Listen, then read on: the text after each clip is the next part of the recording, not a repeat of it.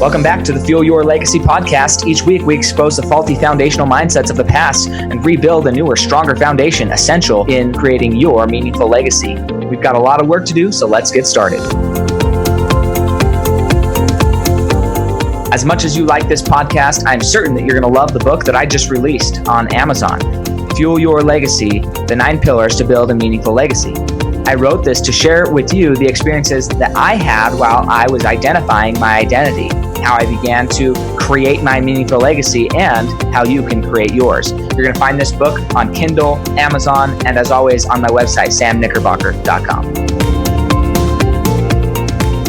Welcome back to the Fuel Your Legacy show, and I'm super excited. I have a lot of times where I get offers for people to be on the podcast through various agencies, but very rarely do I have some of those agencies who are basically the background people of making people famous decide they want on as well. So when I got the opportunity, I jumped at it and said, hey, this is something that needs to happen. I'm grateful that you've chosen my platform to do that on.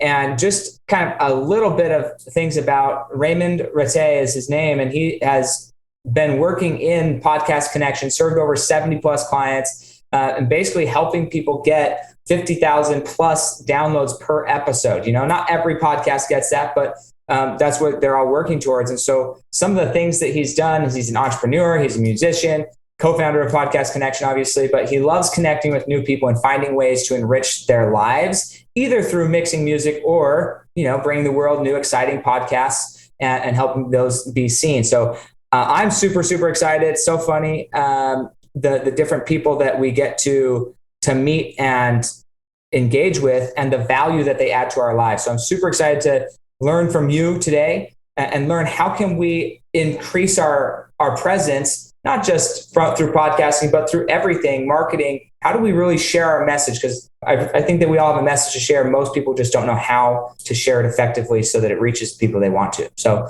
go for it, Raymond. Introduce yourself. Tell us a little bit about how you got to where you are, why you're doing what you're doing, and then let's jump in. Great. Thank you so much for having me, Sam. So as you mentioned, I am a musician, and that used to be my primary trade for about 10, 15 years of my life. When I got out of school, I was a full-time musician. And when COVID so rudely ripped the rug from underneath our feet, we had to pivot a little bit. So my business partner is also a musician, and we ended up starting the business together, Podcast Connection. And from there on, it's just been a good, fruitful journey, learning a little bit more about the corporate world, how to incorporate some of the skills and some of the experience that I gained through the music industry, and to incorporate that into more of a business setting. And at the end of the day, I think it's still marketing. I always used to call myself a glorified alcohol promoter when I was on stage. But for the most part, there's a lot of similarities between marketing and the music industry. And I've just been having an absolute blast going through this journey. Got back into playing music again after COVID, but also continued pursuing this business that we're all about. Awesome. Well, yeah, and you've traveled quite a bit. What's been the cause of your traveling? So when I was just out of school, I went to the US. I stayed in Florida for 3 years, and I was just part of a few bands over there and worked at a recording studio. And that was still in my early adolescent years. So I think I only started making a bigger success out of my music career when I was back in South Africa. So I went from the US back to South Africa and started a career here. But yeah, I've been in Dubai as well, traveled a little bit, started a business there as well. So just been around the globe and checking out where's the next best place to stay. Yeah, no, that's incredible. And I love just the concept of, taking your skills that you've learned and really mastered in one area of your life, and then asking, where else could this be profitable? Where else could we add value that maybe our primary thing that we thought it was going to make us money isn't the thing that makes us money? I mean, if you think of like gasoline, most people don't actually know this, but gasoline was the rejected stuff for a long time. And so then Ford said, Rockefeller said, hey, what do we need? What can we do with this gasoline? He went and met with Ford, and said, hey, what if we created an engine that used this? So now we have the gasoline engine, right? But the first form was kerosene, and kerosene was the thing that was doing all the lamps, the street lighting in the whole world really was through kerosene. And then when electricity came in with Edison and JP Morgan, they came in and completely wiped out the lighting industry and changed how it was done. It went from gasoline to electric. I mean, we see this happening with cars right now. It changes what happens. And so then what Rockefeller did is, okay, well, if kerosene's off the table, what else needs petroleum?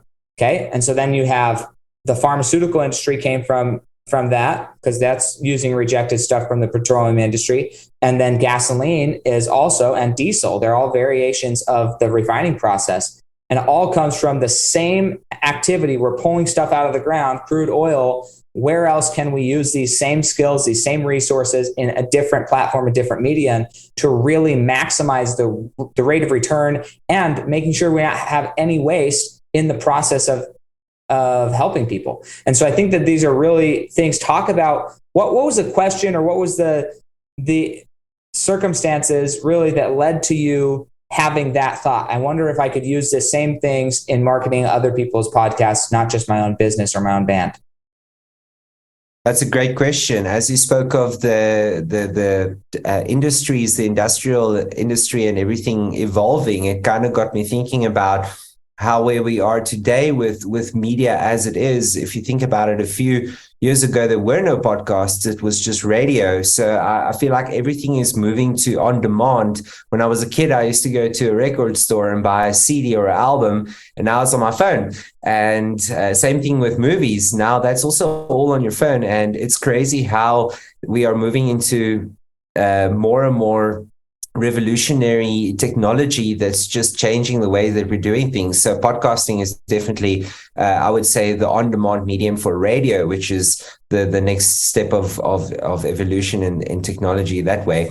So, but to answer your question, I was a little bit done for. Like, I was in a lot of debt, and there was no more music to be played. All the gigs were canceled, and I've always been an avid podcast listener, so I saw that there was a demand for podcasts needing to interview new guests each week or month. So it was a little bit of a shot in the dark, but I'm glad it worked out. And when we transitioned over to the podcast industry from musicians, my business partner and I actually had a YouTube channel a while ago. So there was some good chemistry between us, and the way that we could get workflow nice and smoothly. So when we ended up starting this business, it was just as COVID was announced, and just built a website and started reaching out to prospects, getting our pricing in order. And then from there on, when we got a few clients in, we saw that this was a good working model, and was initially first a side hustle, which we then from there on in turn turned into like more of a full-time hustle. So yeah, it's a weird journey how I got to being in this industry. But it's definitely there's a lot of correlations between, as I mentioned, the entertainment business and the podcast business as well. Yeah, talk to me about how that must have felt. Like, you used a phrase that you kind of passed over, and I think that has a lot deeper meaning and is translucent across any situation. And oftentimes we think about in our lives, hearing the music, when you're really in the zone and you're thriving, it almost seems like you're in a freaking musical, because everything is going your way, everything's working. So this idea of hearing the music and having some juice left in you, having some music left in you, it's not just a musical term or for the musical industry. That's something that's kind of across the world, a meaningful phrase. And so when you say something, hey, there's no more music left to be played, talk to me about that phrase. That's such an important phrase. There's no more music left to be played. And how disheartening that might have been, coming to that, man, there's no more music left to be played. And yeah, talk to me about that. I'm just really curious about the mindset behind that statement. Sure. Yeah. I mean, it was dismal times, because I was booked out throughout. I think when COVID hit South Africa, it was March 2020, and I was booked out for the whole year with the shows. I was playing with some big artists here in South Africa. And as soon as we got the news that all the shows have been canceled, and it's like your whole livelihood, like your income stream, your everything that you were planning to do the whole year was just gone. And you had to pivot from there. So I like that saying. I don't know who it was, but it might have been Confucius, but in every crisis comes opportunity. So I think it was just so good to be able to see this opportunity and to be able to capitalize on a more digital and on-demand medium rather than the music industry at that stage that didn't have any fruit to bear anymore. So, but I mean, it was a lot of like thoughts of self-doubt you had to fight, and a little bit of depression, and there was some just big choices going through your head of what to do next. So yeah, I think the best thing in that situation is to double down and just continue doing something, even though if you can't see the fruits within 1 or 2 months time, you just keep on going at it and just be diligent. And yeah, I think that's what helped us achieve the success that we had, was the fact that we were kind of stranded a little bit, and then also we were able to just put our attention and focus on something else. So quick question, and this is my assumption, right? If you're watching this on YouTube, then you know that you can see his guitar in the background. But my assumption would be you're still playing music even through all this time, at least for yourself, right? Because the music is for you. And I think that that's something that, well, let's first, is that assumption true, that you and your buddies still play music? You still jam out and have fun?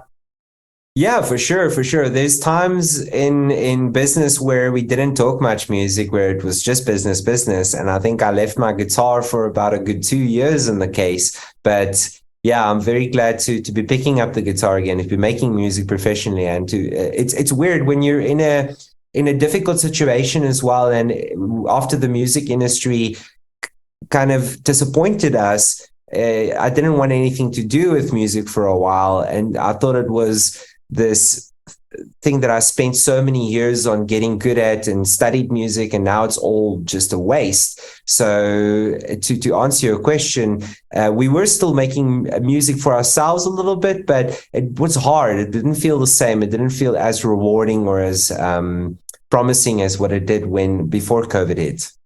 Yeah, no, absolutely. This is a part of the process that I want to really dig down into, because I think it's crucial that our perspectives maintain and remain purposeful.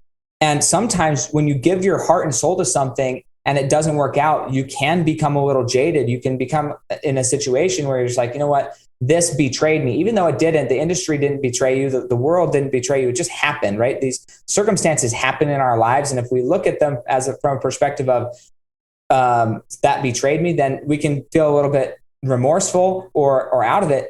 I'm curious how much happier you would have been if you continue to play music for yourself, right? If you had the perspective of, I'm making music because I love to make music, and if people listen to it, wonderful, right? Because then when you shift, that music might have helped you even more through it. Maybe not, maybe it would have distracted you. And everybody's different in this way. But as you started to pick up the guitar or the music again, what's been your new perspective as you've gone back into that industry? How has the last 3 years changed your perspective of what music can do for your soul? I would say just an overwhelming sense of gratitude. And even at a stage before COVID, I was playing a lot of shows for a few artists, and I became a little bit bored or a little bit resentful towards the music industry here in South Africa. And then after COVID and getting back into the music again, it's just, like I mentioned, an overwhelming sense of gratitude. I've just been very thankful for music again, and to be able to make an income out of it, and just to be able to play in front of big crowds again, and to live music again, because it's truly the most amazing job in the world, if I can put it that way. You get to literally play your heart out and do what your passion is, and still be able to make an income out of it. So yeah, I would say definitely a lot of gratitude coming back into the scene. Yeah, no, absolutely. And I think the reason I'm bringing this up is everybody, you might be listening to this and you're not a musician, you're an electrician. Maybe you're a plumber, maybe you're a mother, maybe you're a father, maybe you do stocks, maybe you are a lawn care person, whatever it is. Maybe you just work at a grocery store, but everything in life, that's your music, right? Whatever soothes your soul and you feel amped up to go and share with the world and provide value, that's your music. And that music doesn't have to die. There's always going to be music left to play inside of you. There may not always be a consumer of the music you have to play in the way that you want to do it. And so this is what's really unique about what you did is you learned marketing, you learned editing, you learned all these other facets of sound, essentially, how to produce the best sound, how to market a sound, how to do these things, how to copyright a sound. All these things are important when you're a musician, but all of those skills are just as important in every other industry. The only difference is sound the widget, or is plumbing the widget, or is lawn care the widget. But the actual method of business, sometimes when we get jaded by one thing that we don't get to make sound the way we want to anymore, then people will get jaded and they'll throw the baby out with the bathwater. They'll say, oh no, I can't do that anymore. And then they reject it and then they're feeling empty. But as you transitioned and started helping other people master their sound using very similar skills, marketing their sound, how fulfilling has been to now say, hey, look, we've helped over almost 100 people and produced 50,000. I mean, did you ever have 50,000 people at your shows? Yeah, I played a show about 2 weeks ago with about 50,000 people. Yeah, 2 weeks ago, before COVID, though, were you regularly playing for 50, 100,000 people every week? Not that many people. I would say on average, we would have about 2,000 to 3,000 people at a show. But occasionally there's these big events where they've got a bunch of artists coming together and then we play in front of real big crowds. Yeah, which is awesome. But now your signature of how you edit somebody's podcast gets to go out and be heard by literally millions of people. And so what looked like, oh man, I don't get to share my sound with as many people, turned into I get to share my sound with millions of people because I learned how to do partnerships and produce somebody else and help my sound be heard through them. So it's just a fascinating thing that I hope everybody's thinking about when they're thinking about legacy and they're thinking about what are the questions I ask myself that drive meaning in my life. This a question I would be asking myself is how can I take my widget, the thing that I'm passionate about, and use that to bless other people's lives? If I'm thinking about myself, then I'm going to get upset when it doesn't work out. But if I start thinking about other people, one, there's so much more fulfillment in that. But two, you're also going to be able to have a much wider impact and actually leave a legacy that's meaningful. Whereas if you just do it for yourself, it's good. It's not saying it's bad, but it's not as full as a legacy for somebody else. You're 100% right. I think another skill that was transcended from the music industry into a more corporate environment, which I think is the podcast industry. We work with a lot of businesses and we do a lot of B2B kind of work, which I was never exposed to. But one skill that I learned from the music industry was just basically how to sell myself, because as a musician, you need to learn to sell yourself either to other people, other musicians or artists and such. So there is a whole range of skills that I was able to translate over into the more corporate or business world. Yeah. And I think more true than, I think it's true everywhere, but specifically when it comes to, the business, how much does the average album go for? Let's say you create 10 songs. How much is the average album? Could you sell it on Amazon for, or like on Spotify or Apple? It's like $1 a song. Is that still pretty average, or is it $2 a song now? I think it goes for about, it obviously depends on the platform. And these days you get streams instead of people buying songs these days. But yeah, I would say roughly about $1 or $2 a song. Yeah. Right. So the crazy thing is, if you have let's say if you have 1,000 raving fans, okay, and you sell your product for $20, your whole album is $20, then that's $20,000, right? That you make from just 1,000 raving fans. Raving fans. You don't need hundreds and hundreds and hundreds and hundreds and hundreds of people.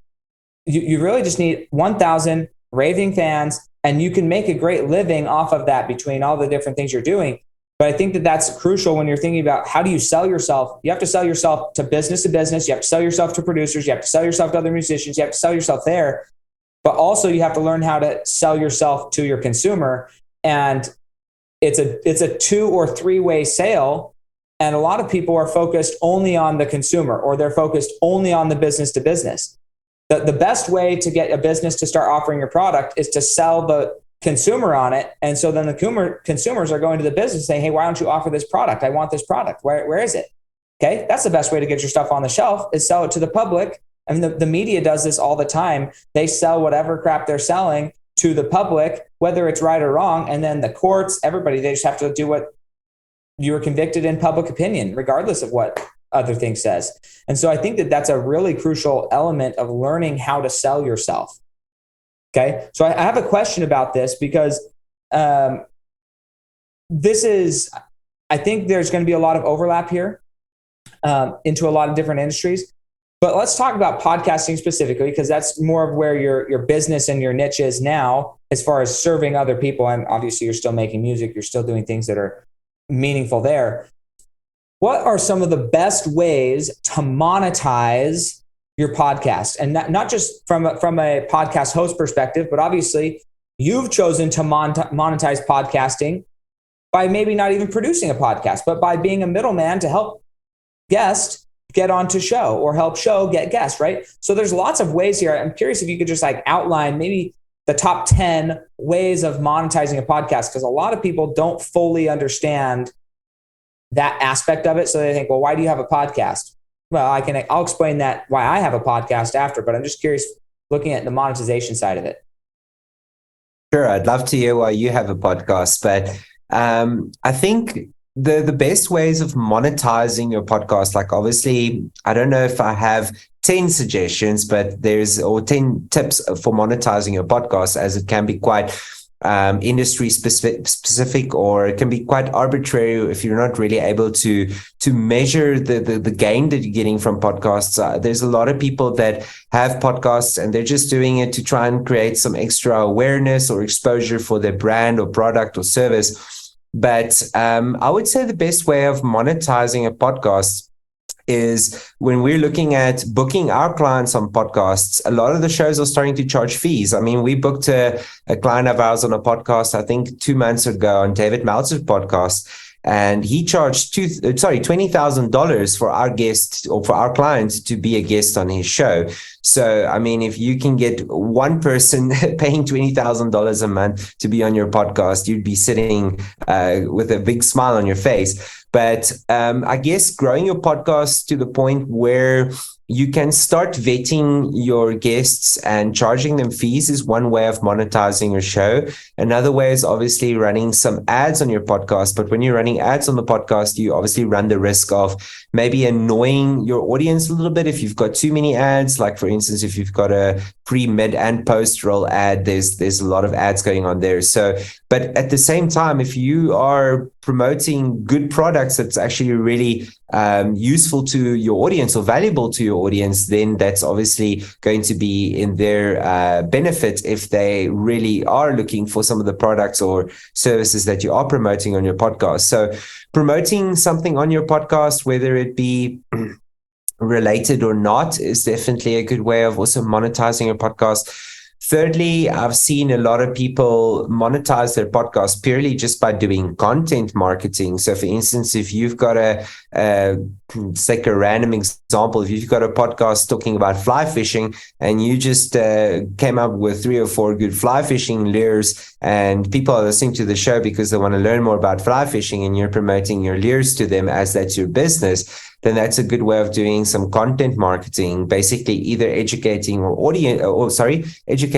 entertaining an audience can end up being a great benefit of building trust with the audience. And if you're then trying to sell them something, that can come across a little bit better than just a cold email, or, for instance, something like that. So I see a lot of businesses indirectly monetizing their podcasts, basically creating content marketing and selling whatever they are with their service or with their product. So those would probably be three really good ways of generating some income out of your podcast. And fourthly, I think what I've seen with some podcasts also is they have production costs. So some of the shows do charge also like a $500, $600 production fee. And I always get the feeling that there's a little bit of a markup in there as well. So if you are charging your guests for a production fee, then you can add a little bit of a markup in there too. But yeah, I guess that would be the big ways that you can monetize your podcast. But obviously you'd have to get a pretty decent sized audience before you can start monetizing the podcast. So I would say for the first maybe couple of months, just first trying to just create the best content you can without an agenda of monetization behind that. But why did you start your podcast, Sam? Well, yeah, so I will answer that. I want to touch on this really quick though. Sure. And maybe ask just some selfish questions here. But sure. If you're looking at like, because I get asked this because I've been podcasting for 4 years now, 5 years almost.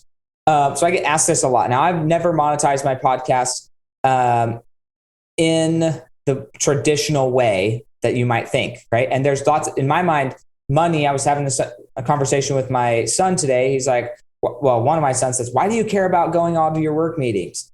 I said, well, I'm not really going to work. I mean, I am going to work meetings, but I'm going because I'm going to serve people. I'm going to get better and serve people. And so then my other son was like, no, you go because you want money. And I was like, well, sort of like I get compensated for serving people, but I don't go into it serving people just to get money. I go into it because I want to add value. And then we had a very long value conversation, and that not all monetization is money, and we can maybe say that, but there's a lot of other values that are being offered outside of pure currency exchange. And so we've got to understand what are the benefits here. So that's why I want to dive into this just a little bit, and then I'll explain because it does apply to how and why I started my podcast. So if you were going to go towards like ads, let's say you just wanted to run ads, and I understand you're risking alienation. There's a lot of podcasts that didn't have ads when they started, and now I listen to them every day when they came out before. Now it's like I listen to every third or fourth one because I'm just tired of clicking through ads. So like, you know what? Not interested. Your information's great, but I'm too lazy to click skip the ads, and I'm not going to listen to them. So anyways, it's like that's me. I will listen. I'm a fair weather fan. If you start putting ads on your content, I'm probably not going to sit there and listen to it unless maybe I'm working out or something. But I like the Joe Rogan and a lot of them. They just do like ads of the first 7 minutes of their podcast, So it's just like whatever. You skip to minute 7, and then you're good. But when they're mixing them in, that's obviously better for the ad person. They'd rather have a mixed in ad rather than one at the beginning or one at the end, so that you can charge more for a mixed in ad. And if you're good at reading ads, then obviously better. But what's like an ideal download per episode before you even can start even thinking about using an ad type monetization method in your podcast? I think that's a little bit out of my depth, being not really a successful podcaster and having monetized the podcast yet. Okay. But I would say some of the podcasts that we've seen that have started running ads, they probably get close to, I think, 2,000-3,000 downloads per episode. So once they're getting to that point, then they can obviously either promote their podcast to businesses and say, hey, we're looking for somebody to run an ad on our podcast. Are you guys interested in running an ad? So I guess it all just depends on who is advertising on your podcast, because even if it's just really niche, like once again, if we take the fishing or fly fishing podcast, for example, if you got a bunch of fishermen, if you've only got 100 downloads per episode, and you know that these people are all fishermen, and you promoting something fishing related to that podcast, and you go to a business and say, well, I've got a very narrow like niche that I'm hitting on over here, then that can also be beneficial for you if there's a specific target audience that a business wants to promote to and run an ad on your podcast. So there's quite a lot of variables when it comes to advertising and when you should advertise and such. As I mentioned, this is not really like my expertise. Like our expertise are more along the lines of booking our clients on existing podcasts that are already successful in order for our clients to get exposure from the audiences of the shows that they're speaking on. But yeah, so well, I think it's that's kind of the gauge. So what I'm looking for is like, what do you deem successful? Because the next question, ads is one thing, but when you start charging for a guest, maybe it's worth paying $20,000 to be on David Meltzer's podcast. And I'm not because he is, but not because he's not providing enough value to make that worth it. But you have to determine, am I going to bring enough value to his audience that I'm going to get a return on my $20,000, right? You're not just going to drop $20,000 just to have $20,000. So you can say, I paid $20,000 to get on podcast. No, there's got to be a reason for you to make that decision. And so what I'm wondering because you're the middleman, right? You're the broker essentially of this podcast. Hey, Sam, I think you should go be on David Meltzer's podcast. It's going to cost you 20 grand. Here's why I think that you would be a good fit. And David, here's why. So if we're talking about that type of negotiation, because when you start charging, even if it's 100, 200, 300, 400, people are looking for their money back. They aren't just getting on a podcast for the hell of it. They want something in return. So what level do you feel like of information does a podcaster like myself need to provide to a guest to be able to say, look, this is why you should pay to be on my podcast rather than just have you free as a guest? Because I get probably, I probably get 5 to 10 requests a week for people to be on the podcast. And I can't say, I mean, I guess I could say yes to all of them, but I don't have time for that, right? That's not my full-time income. I do this on the side.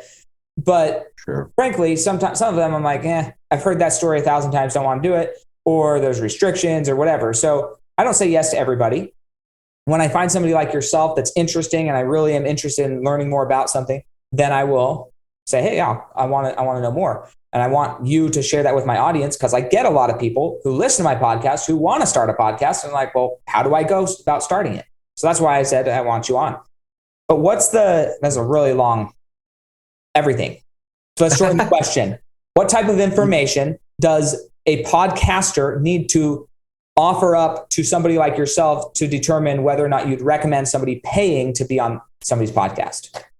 What are the metrics?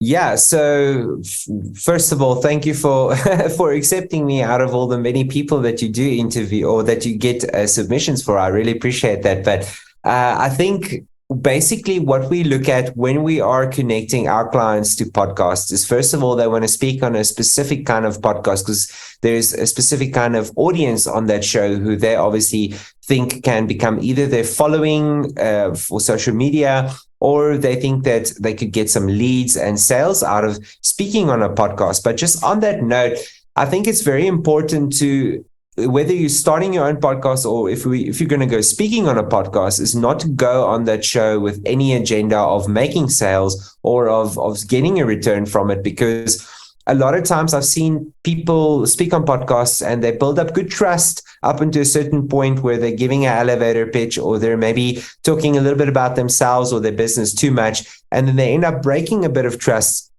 on that topic of talking too much about themselves. So I completely agree with you in the sense of that it is a good marketing platform and it's a great way to generate leads and sales and such. But we try to generally encourage our clients to rather go on the podcast and just to give as much value as possible and just to give people an insight of who they are, and once again to build trust with the listeners. And if those listeners are feeling compelled to then purchase something or make use of their services, then they've done a good enough job selling themselves essentially on the podcast or their brand. And I think that's what makes podcasting so powerful. I like to see it more as a public relations branding kind of platform rather than going for an elevator sales pitch when you're being interviewed by a podcast. So I think there's so many different elements. But to just to answer your question, when we are booking our clients on podcasts, we're generally just looking at, does this podcast contain the kind of listeners who they want to speak to. Because at the start of our onboarding process, we'll generally ask them a few kind of questions like, okay, how many shows do you want to speak on per month? How many, what's the size of podcasts you want to be speaking on? Because you get a lot of people that want to speak on 100 podcasts each month because it's good for their SEO. If they're speaking on a lot of different podcasts, they're getting a lot of different backlinks to their website. Or if their campaign needs are more along the lines of, I want to only speak on big podcasts, but I only want to speak on 2 podcasts per month, then we're going to try and get them on those 2 shows. So once again, there's quite a lot of variables, but generally we're looking at getting them booked on podcasts with their ideal audience who they want to speak to. Perfect. So now I'm gonna dive into why I started my podcast, because you asked me this even before we started recording. I said, hey, I want to answer that on the podcast because I think people sometimes misunderstand why I do it. And I've had many people say, Sam, you're not making any money from it. Why don't you monetize it? I'm like, you don't understand what I'm doing. And that's fine. But I appreciate the question. And I'm going to explain myself because I think it's important. One of the big reasons, let's talk about the evolution of why I started. Okay. So here's the first thing. I've always wanted to write a book, always. But I'm not that great with English, to be fair. Like, it's not my strong suit, especially not writing. Did I do okay in school? Yeah, I got A's on most of my papers. Do I know how? Yes, but it is a struggle. I much more enjoy using my mouth than my hands or typing, right? It's just not my thing. And there's a lot of AI now that allows that to happen where you can just talk your book into it. But that's, like we talked about the music industry, that's only using your content once. And so a lot of this is, how do you maximize the use of your content? Because if you're going to do it in a way that can be multiply used. If you're just doing it for once, that's kind of sucky. It's just like, why did I even waste my time? And not that it's a full waste of time, but you get what I mean. And so I went to a conference and this person came and said, hey, this is how you write a book. Okay. Simple. And this is, if you want to become a published author, this is how simple it is. And you might be like, it can't be that easy. I promise you it's that easy because that's how I wrote my first book. Okay. They said you pick a topic, you break that topic into 5, 7, or 9 points, always an odd number, 5, 7, or 9 points. And then you get each of those points, you break each of those points into 3 subtopics, and then you record yourself talking about those topics. And you record, and then you transcribe all of those recordings onto paper, whether you're listening and typing it out, or you put it into Otter AI, or, I mean, there's 1,000 of them now, but a transcription software. You transcribe it, you clean it up, you edit it, right? There's still editing involved. I had my wife edit my book. You create a cover on Canva or something like that. And then you go onto Amazon and you publish it. This is like the author's secret that will, I don't know. I blow it up because I think it's funny. And anybody who doesn't know, they should know it. Okay. To become an Amazon bestseller, okay, to understand the game, it's a financial game. All that is required is in any given week, you have to have your book be purchased more than anybody else's book in that category. So if you are a home living or a personal development or a carpet weaving, whatever, you could become an Amazon bestseller salesman of a carpet weaving book, right? Because you're going to talk about business, but you're going to talk about it all in the context of carpet weaving. And so you get it put in the carpet weaving section rather than the business section. And then how many carpet weaving books are there out there? Not that many, not that are being purchased. So if you go buy 10 of yours and that week there was no more than 10 purchases of any other book, you're an Amazon bestseller. It's a joke. That's easy. It's stupid easy. Okay. So anyways, sorry to blow up everybody who has an Amazon bestseller like myself, and it means nothing, but that's okay. The thing is, most people don't know. So it's still worth it. And guess what? Once you put that book up there, when you search your name, because this is the other big thing I was looking for was SEO.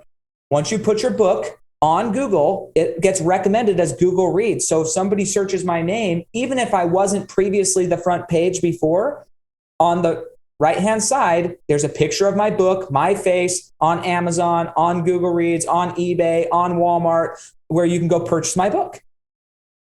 So like it's the quickest way to get you at the top of the page on Google. It just is, right? So the book is, well, I wanted to write a book. And so I was like, well, I'm going to multiple use this content. So there's 3 ways you can monetize this content, not even selling the podcast. 1, you share the podcast, which gets attraction and is SEO for yourself. But 2, if you record the videos as you're doing it, and you are pretty planned out, now it's even easier because you can you can put in your content into ChatGPT and it'll give you a script for your podcast. I mean, it's stupid easy. You create 5 to 10 minute podcasts. You had 9 sections, 3 videos each section. That's 27 short videos, 5 to 10 minute long videos that now you can go market that as a digital course and sell that course. Okay. So all of this content is being used multiple times. So I don't have to charge somebody, I don't have to use ads on my podcast because there's other ways to monetize this. People don't understand that the monetization isn't coming directly from the podcast. It's coming from all of the other things. Just like your skills in music, yes, there was the creating sound, but there were so many other avenues to make money from creating sound than just playing music on stage in front of people. There's so many different ways. And so once you start to think of how can I monetize this content? How can I monetize all of these different things? You got to mow your lawn. Why not take a video of you mowing your lawn, put it up on Instagram, and people scroll and they love watching people mow lawns. That's one thing I'll get lost for hours. I love watching it. Okay. But like you look at a lot of these videos, they've got 200, 300, 400 million views of somebody 15 seconds mowing a lawn. It's the dumbest thing, but we all do it. So think about if you're willing to just video what you're already doing in your life, how much better could it be? Okay. So that's the first thing. So let's see, digital courses. So that's why I started my podcast, was to create a book. Then I said, well, okay, I want to create an even bigger book. I want to create another book. So I was reading a book a week at that point in my career, a book a week. And a mentor told me, look, if you're reading a book a week, but you're not taking notes and you're not putting anything into practice, you're just filling yourself with a bunch of information, but no action. I was like, that's a good point. So if I'm going to read a book a week and I'm going to take notes on it, why not share what I learned? So then I started talking about, split it into 52 topics. And I talked about my thoughts on a topic. Then I did a book review on the book I read that week. And then I interviewed a guest or an expert on that topic to kind of grill my questions and have my mind expanded. So that was the second variation of my podcast, because it was something I was already doing and I wanted to lock it in for me. So the monetization for me was I was ingraining skills in my body so that I could be more productive in other areas of my business. Wow. The podcast wasn't the main objective. It was, I'm already going to do this, take a video library, a video journal. Why not share my video journal with the world? Exactly. Okay? So that was one thing. Now the next thing, if I wanted to go pay for, just to get on his podcast sounds like it's 20 grand. If I want to go pay David Meltzer to personally mentor me for an hour, how much am I going to have to pay him? Probably $10,000, $15,000, $20,000 for an hour of mentorship. Sure. Right? But if I provide a platform for him to come and share his stuff that he knows he's going to make money on, he's coming on for free. He's going to come share who he is for free. So then my third variation was like, man, I need some mentorship. Mentorship costs money. Or does it? Does it cost money or does it cost value? And this is where people get confused. They think that they have to have money before they can pay a mentor. No, you don't. You need to create a platform and an audience that they would want to talk to and then invite them on to talk. Just like what I'm doing with you. I'm grilling you about questions in the podcast industry, but it's just, I didn't You're charge learning. you. I'm learning huge, right? I'm learning. I love it. Okay. But this is what, so when you ask, well, why'd you start your podcast? Because I'm looking at how can I get the things that I need, but provide value in return. I don't want to be mooching off somebody. I don't want to say, hey, will you mentor me for free for an hour? Nobody wants to do that. Yeah. But if I say, hey, if I could help you get 3 or 4 clients potentially by them listening to my podcast, I've got people asking me all the time how to do a podcast, how to connect with people, how to get guests. Was it hard? All that stuff. I can just bring you on and bring the expert on, not me, and say, look, listen to Raymond. He'll take care of you. And this is why I did it. So that was another area. The product marketing, right? If you're going to write a book, how are you going to get that book so everybody knows about it? Talk about it on your podcast. It's very simple. Well, what if you forget to talk about it? Then put it in your intro, record a pre-intro so everybody hears it. That's what I do. Exactly. Everybody hears about my book every time. Why? Because I don't want to have to say it every time. Although I do still talk about it sometimes. The other thing is if you're taking video and you're putting it on YouTube, then you're getting YouTube videos. If you're using your cell phone like I am to record the whole conversation, then you're getting real content for Instagram Reels. The more Reels you have, the more exposure. It's a PR campaign. Okay. All of this stuff is going into monetization of a podcast that has nothing to do with you receiving money. But if you're receiving an hour of somebody's mentorship, what would that cost?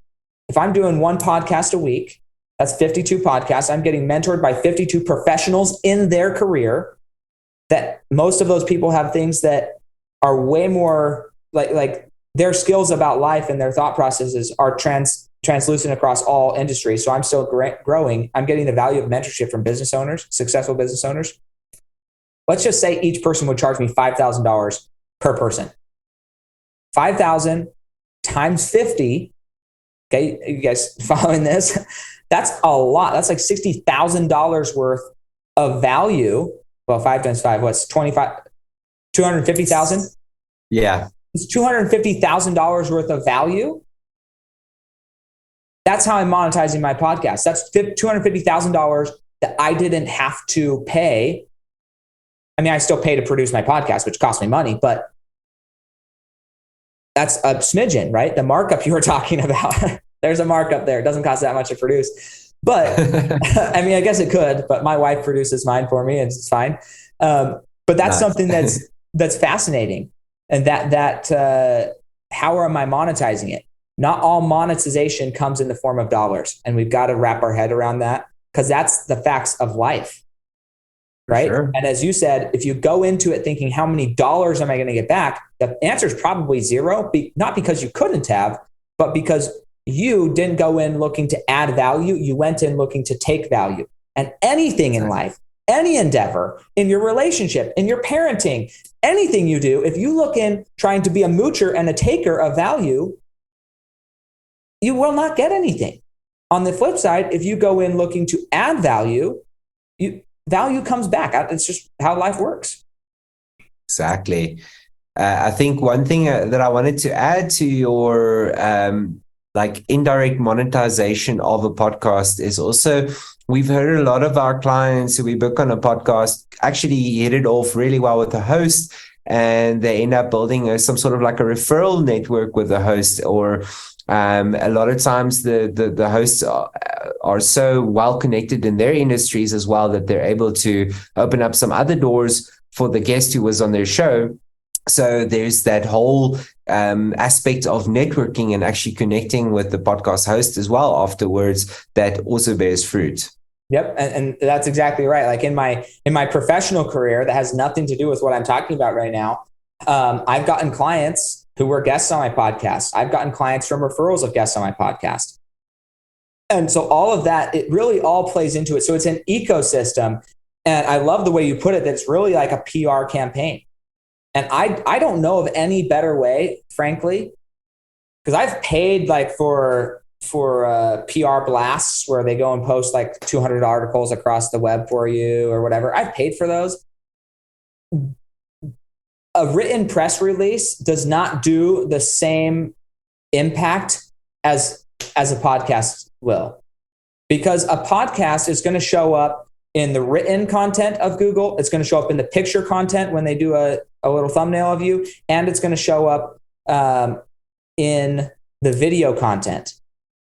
And now Google searches Instagram and Twitter and Facebook. And so if they're posting about you on those, you're going to get all these different hits that Google's searching.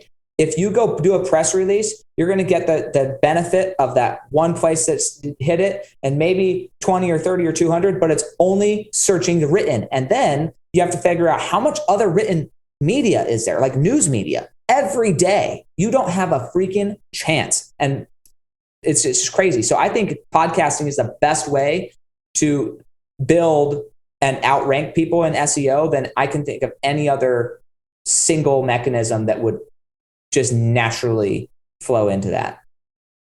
For sure. And it's also a lot less saturated. I mean, if you look at YouTube creators, I think there's close to 60 million YouTube channels out there now, whereas with podcasts, we're just over the 3 million mark. And we don't know how many of those podcasts are dead on arrivals or are still ongoing.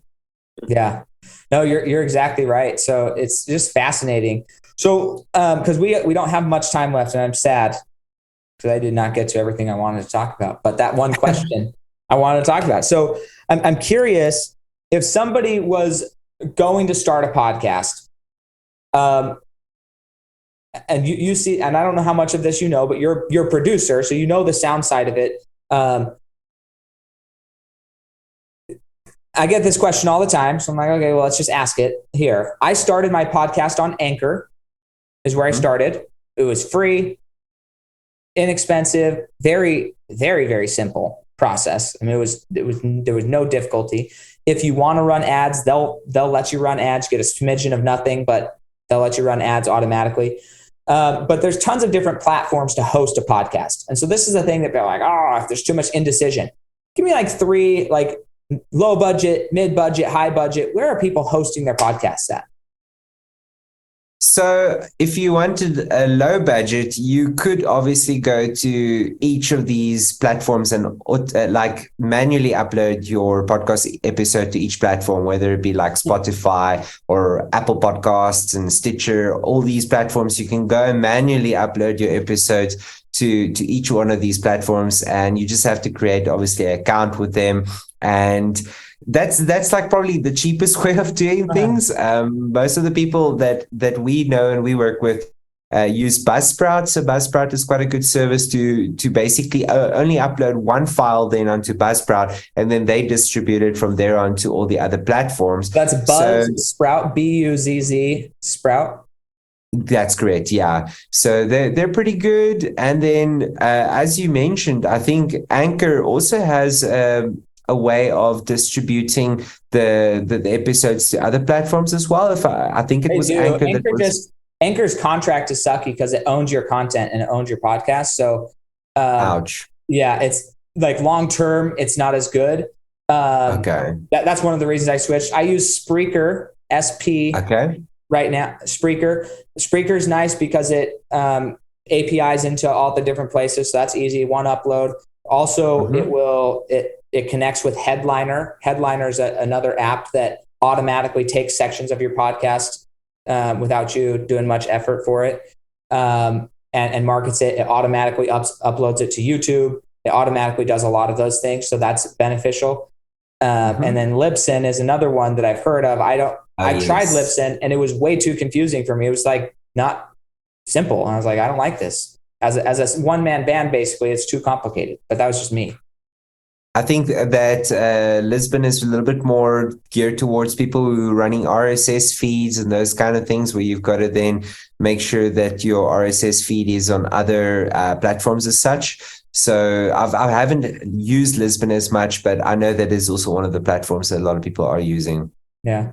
And then last question here. If we were going to have like a game plan, well, no, we don't have time for that. I'm already late for the next one. So here's the last question.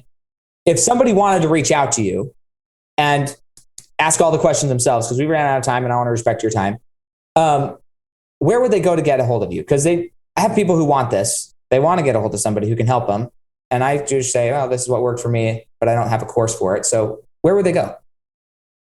Sure. So we actually have a free course, video course with some quizzes and some good resources and quite a lot of content. It's a 100% free course on how to book yourself on podcasts. So this is a course where we teach people how to pitch themselves to other shows, how to present themselves, how to create all their own assets, how to manage their bookings, and also how to keep hosts happy and such. So we've got a free course, and the course, you can just go to podcastconnection.org/get booked now. So that's a nice little free training course where people can experience a little bit about what we are doing and such. And then you can also check out my LinkedIn. Just search me, Raymond Rattey, Rattey, and give me a connect over there on LinkedIn. It's always good to grow my following and to connect with some new people.